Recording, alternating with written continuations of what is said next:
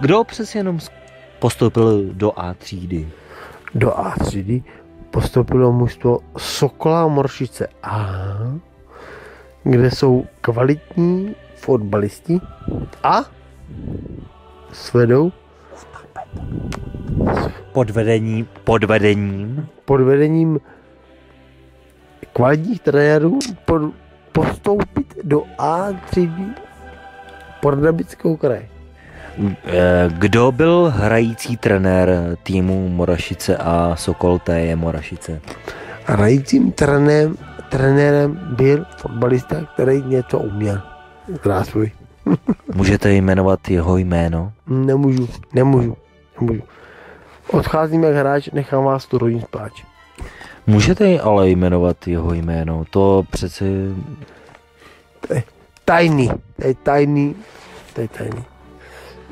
Neboť odcházím jak hráč a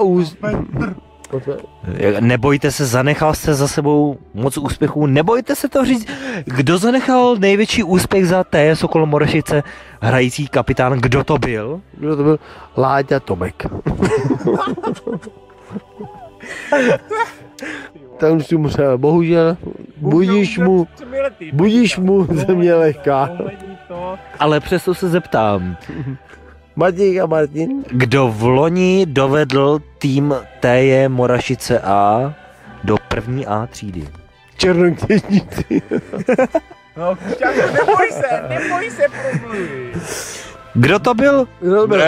Kdo byl trenérem mužstva tehda? No, trenérem byla taková nezdoupěná osoba, ale Cikán Černý. Cikán Černý. Kuta to byl. Zas to byl ten Kuta. Kuta, který Petr? No, byl tady jeden. Pavel tady nebyl, takže Petr to byl. Petr to byl?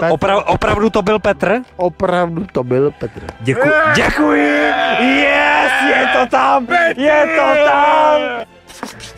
Chlapci, já bych si vyspal. Dobře to byl krám.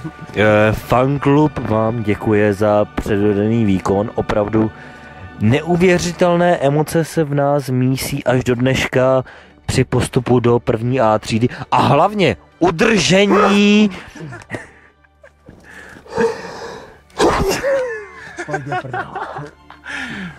A hlavně udržení v první A třídě. Co byste okomentoval závěr první A třídy, jakožto udržení v první A třídě? To bych jako... Komentoval to tak, že to byl malý kouzelnický zázrak, neboť Ani mě neser, vole. za hráči netrénují a když trénují, tak málo. Takže trénujem. Máčko.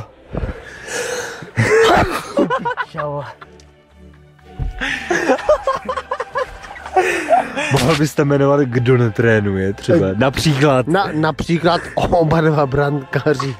Němec Jan. Jiří Měníčka. Takže.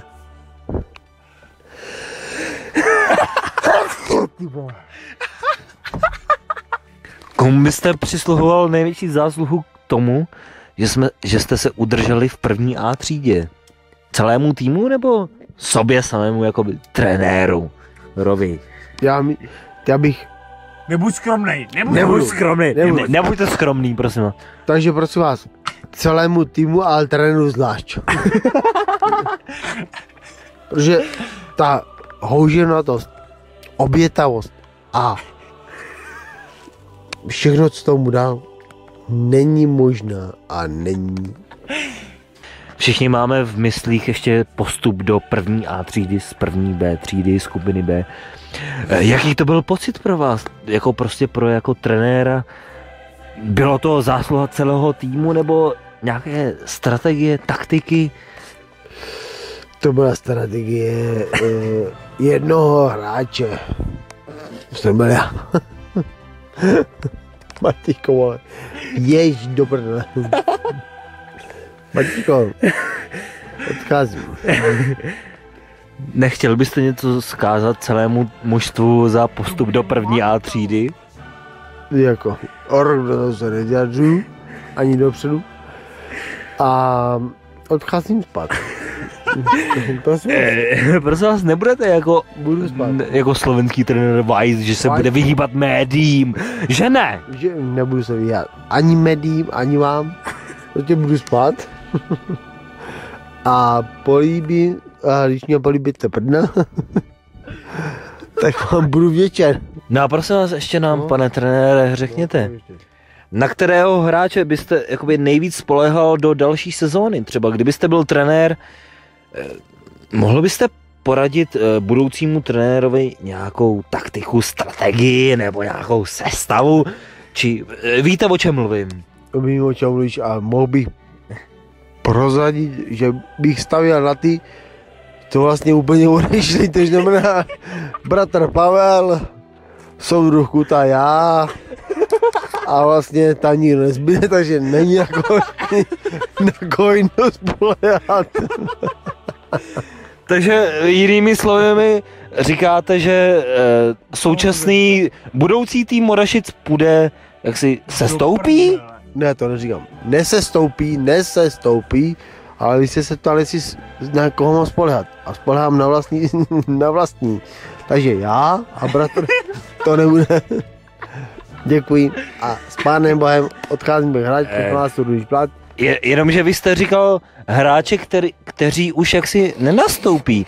Takže ti, co nastoupí, myslíte si, že mají šanci udržet první A třídu Pardubického kraje? Pane Matějko, mají šanci, ale musí hrát fotbal. Ne kuličky za Pakistán. Takže když budou hrát fotbal, anebo kuličky za Pakistán, tak to je lze tu soutěž dohrát a obhájit. Myslíte si, že váš odchod dnešní byl opravdu definitivní? Nikdy neříkám nikdy. Takže nebyl to definitivní odchod. Ne, nikdy to není definitivní. Nikdy to nemůže být definitivní. Neboť ani já nevím, jestli Luna nás zítra osloví. Takže můžete se někdy v budoucnu vrátit. Určitě vrátíte se někdy v budoucnu? Ne, můžu se někdy v budoucnu vrátit. Že se vrátím, to nevím. Ale můžu se v budoucnu vrátit. S Pánem Bohem a s Pánem Kristem. Zhruba v rámci let nemůžete zhruba určit, kdy se vrátíte k mužstvu TJ Sokol Morašice A. To se určitě můžu. Minimálně 5, maximálně 15, ale v tomto rozmezí to může být. Budete kontrolovat svoji dceru, s kým se vodí za ruku, nebo ne? Když to bude s Matějkou Martinem, tak budu spokojen. A když to bude s nějakým opilcem, tak ho vyženu s instruktorem. Jako s Němcem Janem jste chtěl říct? Jo, asi s Němcem Janem. Může být i Němec Jan je odstrašující případ. Může být. Takže Matějka a Němec odstrašující případí naší současné společnosti. Ne, opravdu. Teďka musím za fanklub Morašice poděkovat za celý výkon morašického klubu a prostě za vzpomínky, které máme, za postup do první A třídy, udržení v A třídě. Opravdu klobouk dolů. Můžete to nějak okomentovat? Že to je zázrak. Když se Morašicích udržela A3, že to je zázrak. Je to takový malý zázrak. Kurva. Loučíme se s vámi, přeji vám dobrou noc, zítra stejný čas, stejná stanice, stejná doba. Naschledanou.